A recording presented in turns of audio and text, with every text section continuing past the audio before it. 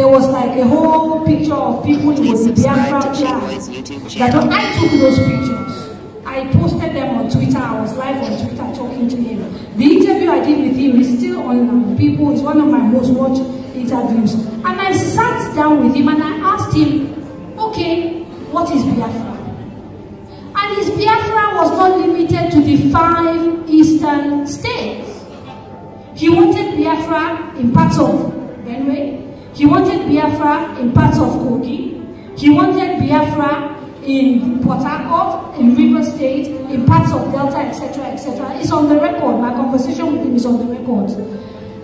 Literally every person I spoke to for that special program that I did with Nnamdi that was from those places didn't want anything to do with Biafra.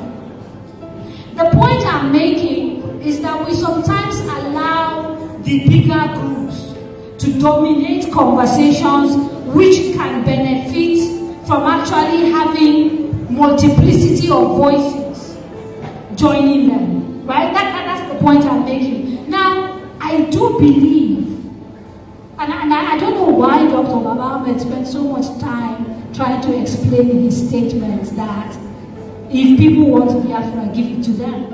It is the right thing to say. I said it here. The right to self-determination is sacrosanct.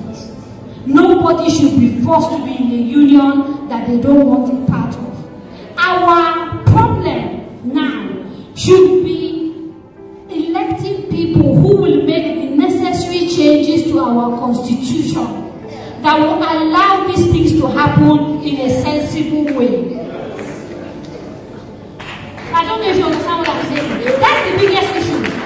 So that it doesn't happen in chaos and people don't die. Let's test this thing. If IPOB believes that the majority of people from the southeast want Biafra, let's find a proper mechanism for testing it. Let's do a referendum. People in Nigeria will campaign for unity. IPOB will campaign for Biafra and then allow people to vote. And whoever wins the vote should go. We saw it recently in the UK. Brexit happened. The world did not collapse because the British left the European Union. The point I'm making is that sometimes by standing and holding on to things,